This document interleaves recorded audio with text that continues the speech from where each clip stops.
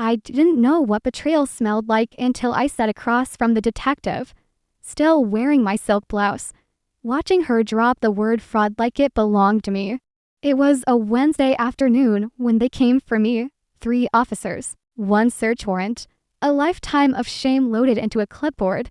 I was arrested in front of the entire accounting firm, escorted down the steps in handcuffs, while people I once mentored stared in frozen silence. The press called it the Wallace embezzlement. The headlines said I stole $1.4 million from corporate clients through shell accounts. They said I had gone rogue, that I had been living a secret double life. But I didn't even know what a shell account was until that day I asked for my husband, my partner of 7 years, the one who made the best coffee and always left me love notes on Mondays. I expected him to be waiting at the station. I imagined him pacing, furious, ready to defend me.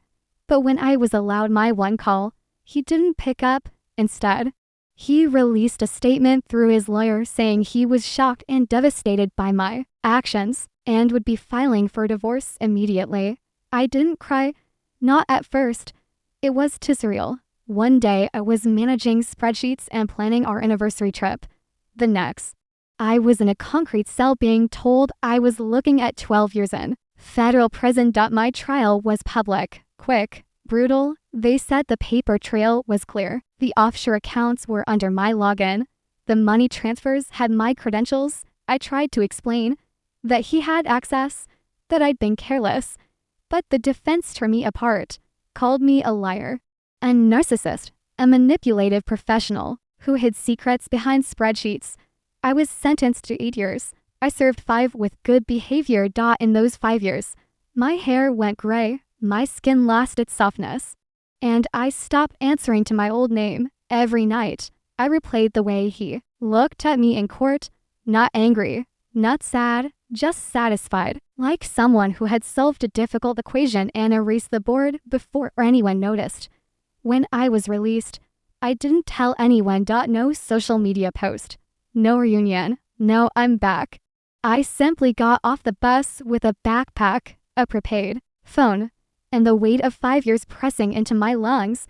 But I wasn't there for revenge. I came back to start again. And I had no intention of being seen until he saw me first. I stayed invisible for the first 6 weeks. I rented a room in a rundown boarding house 3 towns over, under a different last name. The landlord didn't ask questions. Kesh made people polite. My parole officer said I was lucky to find any job at all. But I didn't tell her what I was really doing. I took a cleaning gig at night, mopping office floors in a corporate park I once audited. No one noticed the woman in coveralls with a mop and headphones. That suited me fine. But during the day, I watched. He had remarried, quickly. A woman 10 years younger, with glossy hair, and a curated Instagram full of expensive bags and yogurt. Selfies. They lived in the city now, in a high-rise apartment paid for by the firm he took over after my name was smeared. It wasn't just that he left me, it was that he replaced me. And no one knew what he had done. The same man who stood in court and said I destroyed his life now sat on panels for financial ethics. I saw his photo on the company website under Integrity Matters. I couldn't help but laugh. For months, I kept my head down. I found peace in silence. I saved every dollar, skipped every indulgence. I read business law at the library like scripture. I wasn't planning revenge, not in the way people expect. No court drama, no confrontation. I was building something quietly. One evening, while replacing trash bags in the marketing department of a new tech company, I saw it, an internal job posting for a remote bookkeeping assistant, entry level, low pay, but with it came a login, access to systems, and more importantly, a new identity. I applied under a fake name and a borrowed resume. I got the job. I didn't break the law, not once, but I paid attention. I noticed things. I read board minutes, internal memos, funding rounds. I saw where the cracks were, and I patched them without being asked. Within 2 months, my reports started getting noticed. Within 6, I was promoted to financial coordinator. They still didn't know who I really was. But one man did. It happened on a rainy Thursday. I was leaving the building through the side entrance when I heard my name, my real name, said behind me like a gunshot. Rachel. I turned slowly, and there he was. Andrew. 5 years older, with thinner hair and that same tailored arrogance. He looked at me like he was seeing a ghost. Maybe he was. You're alive, he stammered. I didn't smile. I didn't run. I simply said, apparently. He stepped closer, uncertain.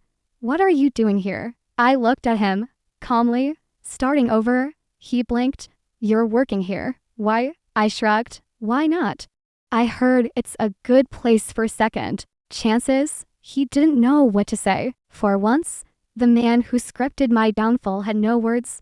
I didn't need revenge. I just needed him to see. He didn't bury me. He built the women who came back.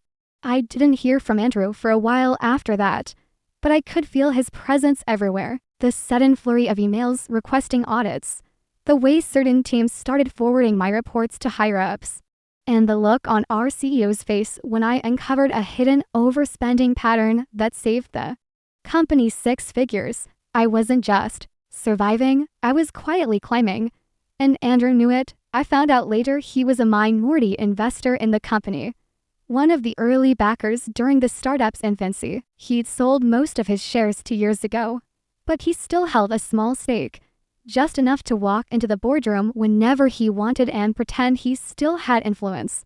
So when I was asked to present during the annual financial review, I expected it. He sat in the front row, arms folded, pretending not to know me.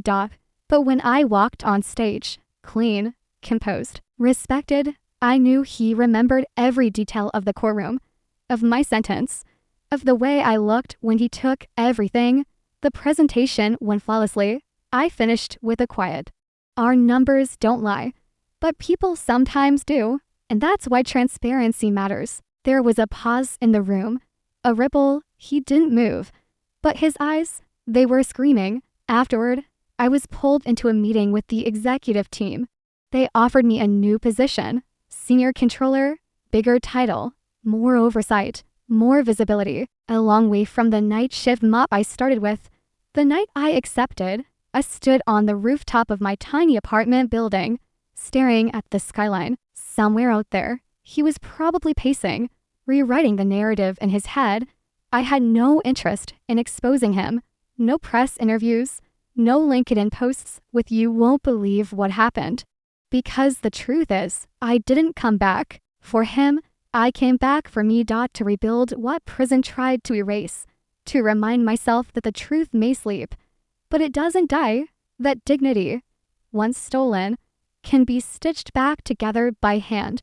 One quiet choice at a time. Months later, I saw his face again, this time on a news ticker. Former hedge fund partner under SEC review for insider trading allegations. I didn't blink. I didn't celebrate. I just walked into my office, my name on the door, my reputation earned, and opened my laptop. There's a kind of justice that doesn't scream. It doesn't wear headlines or demand apologies. It just outlasts the lie. And me, I didn't get revenge.